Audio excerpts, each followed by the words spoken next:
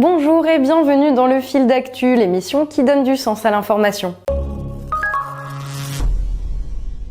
Des prix en hausse pour les consommateurs, des revenus en baisse pour les agriculteurs et une grande distribution qui y gagne sur tous les tableaux. Seraient-ce là les premières conséquences de la loi alimentation votée l'an passé, comme tentent à le démontrer plusieurs études parues ces derniers jours? Cette loi, qui se voulait une réponse aux abus de la grande distribution, aurait-elle renforcé ce qu'elle prétendait combattre? C'est ce que nous allons voir cette semaine. Pour un homme politique, il est fréquent de demander à être jugé non tant sur ses idées que sur son bilan.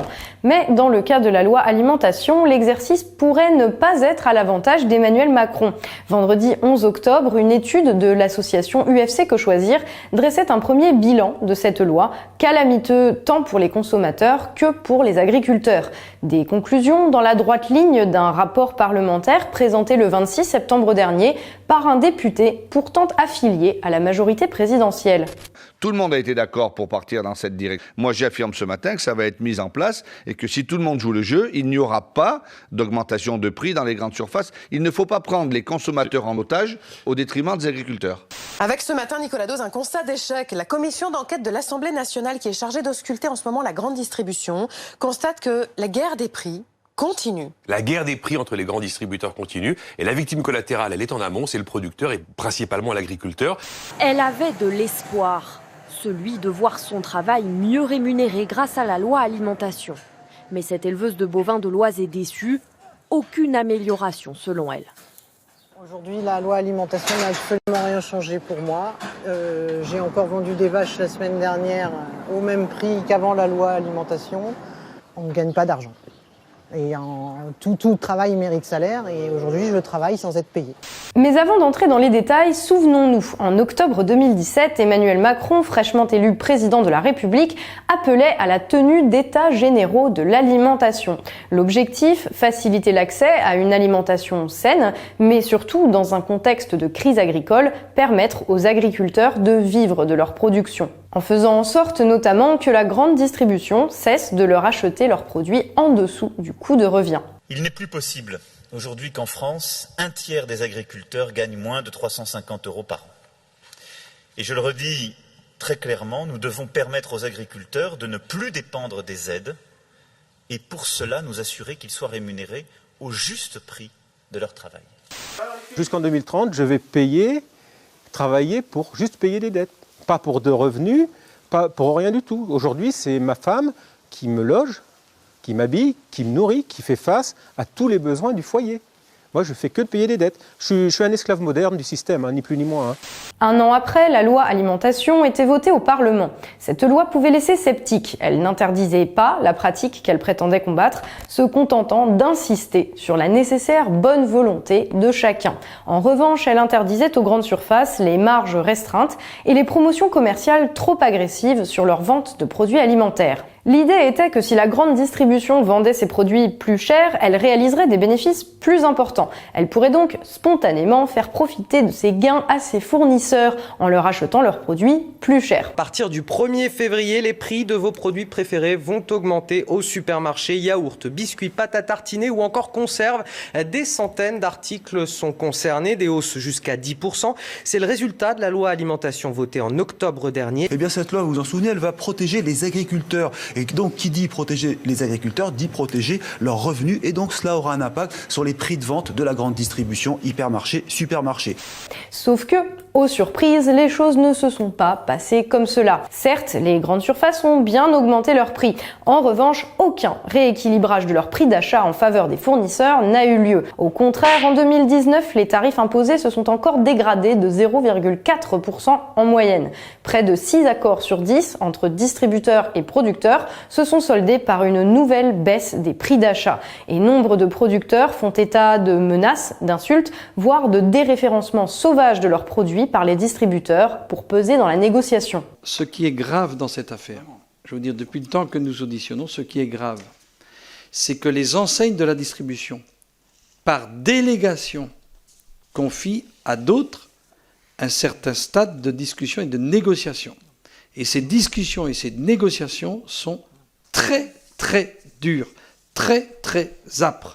Quand j'ai commencé cette commission d'enquête, Je ne pensais pas entendre des choses comme ça de la part de personnes qui ont des niveaux d'études très poussés, qui ont en responsabilité des milliers d'emplois.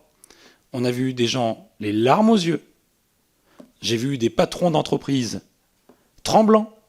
Et vraiment, les mots que je vous donne là, c'est ce que j'ai ressenti. C'est personnel. J'ai ressenti ça. Qui nous disent que les relations, c'est même pas tendu. C'est des relations de soumission.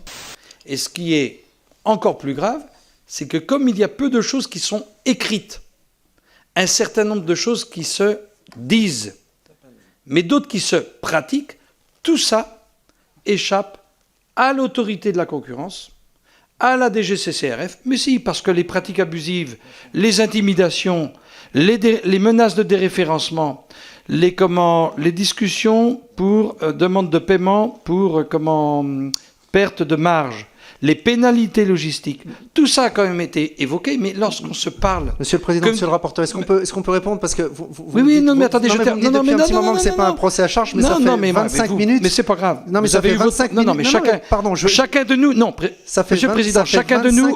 Non, vous faites l'écho au mot le mot.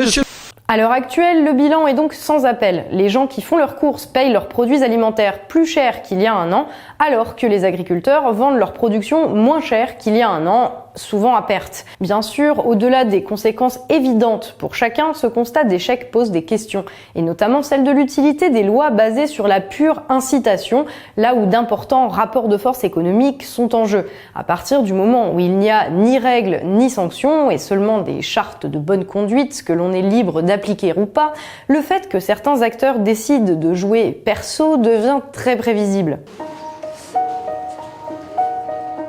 Je pense qu'il a laissé sur son mot d'ailleurs. On va partir. J'essaie de retrouver les mots, mais quand le désespoir est supérieur à l'espoir, il faut absolument trouver une solution pour qu'ils vivent, qu'ils soient rémunérés par rapport à leur travail. C'est pas possible.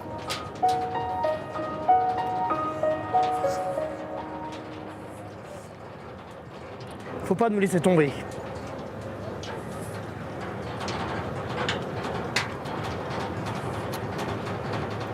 Vous le regrettez, mais trop tard. Vous comprenez pas la détresse dans laquelle on est. Le jour où vous allez vous réveiller, il n'y aura plus d'exploitation. Et là, ce que vous allez manger, ça viendra des pays où il n'y a aucune traçabilité, où il y a... Enfin bon, voilà quoi, faut... Prenez conscience qu'on a le droit de vivre. Aidez-nous. Et pour peu que l'on accepte de croire en la bonne foi des auteurs de la loi alimentation, ne sont-ils donc pas au moins coupables d'un grave excès de naïveté? La question des prix des produits alimentaires est une question sérieuse pour des millions de Français qui peinent à boucler leur fin de mois. La question des prix agricoles est une question sérieuse pour des centaines de milliers d'agriculteurs poussés chaque année à la ruine, voire au suicide. Peut-être dès lors serait-il temps d'y apporter des réponses à la hauteur des enjeux. Le fil d'actu, c'est tout pour aujourd'hui. Si cette vidéo vous a appris des choses et si vous en voulez plus, merci de soutenir notre travail en vous rendant sur notre page Tipeee. Le lien est dans la description et vos dons sont la garantie à la fois de notre indépendance et du développement de la chaîne. Vous pouvez aussi évidemment partager cette vidéo autour de vous ou laisser un pouce bleu et un commentaire pour augmenter le référencement, ça fait toujours plaisir. On remercie évidemment tous nos tipeurs qui nous permettent de faire ce travail. Grâce à vous, on va pouvoir commencer à tester de nouveaux formats dans les jours et les semaines qui viennent et vous en aurez sûrement un aperçu début novembre ou mi-novembre dans le pire des cas. Avant cela, bien sûr, on se retrouve jeudi prochain pour un nouveau fil d'actu. Salut, encore merci et à la semaine prochaine.